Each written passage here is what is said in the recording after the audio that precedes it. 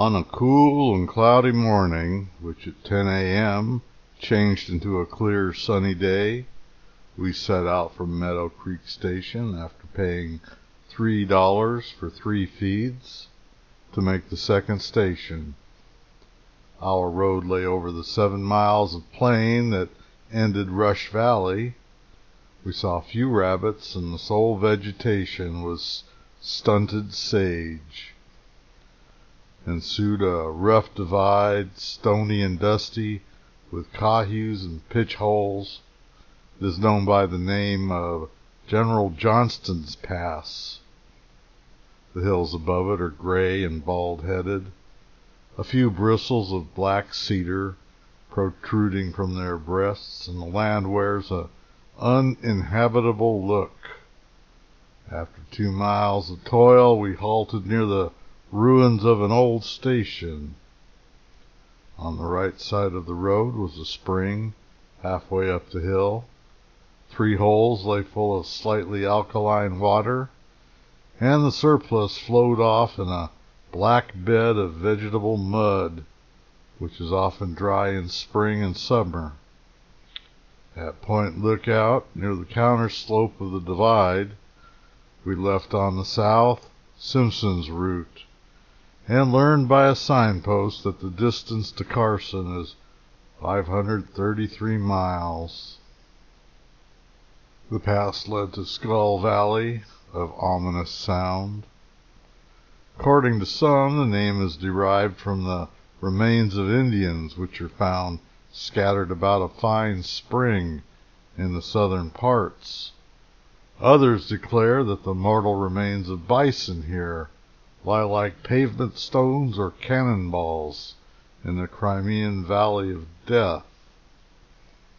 Skull Valley stretches nearly southwest of the Great Salt Lake plain with which it communicates, and its drainage, as in these parts generally, feeds the lake. Passing out of Skull Valley, we crossed the cahus and pitch holes of a broad bench which rose above the edge of the desert.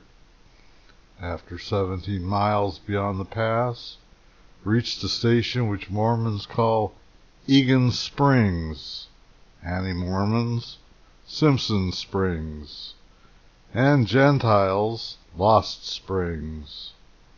We are now in a country dangerous to stalk. It's kind of a central point where Pavant Gosh Utah, popularly called Gosh Ute, and Panek or Bannocks meet. Watches, therefore, were told off for the night. Next morning, however, it was found that all had stood on guard with unloaded guns. The station, now located on BLM land, bears the name of explorer Captain J. H. Simpson, who stopped here in 1858 while searching for the overland mail route between Salt Lake City and California. It was one of the most dependable watering points in this desert region. Captain Simpson first named the spring Pleasant Spring because of the good water. He later renamed the spring Simpson Springs because of the spring's significance as the last stop for water for travelers heading west. The water became a necessity for the Pony Express from 1860 to 1861, and for the Overland Stage from 1861 to 1869. Even before the days of the Pony Express, freighting companies used the springs as a watering stop. George Chorpening established a mail station at this site in 1858. At the turn of the century, the spring was still being used by freighters hauling supplies from mining towns around Gold Hill to western Utah. It is still a key watering location for livestock.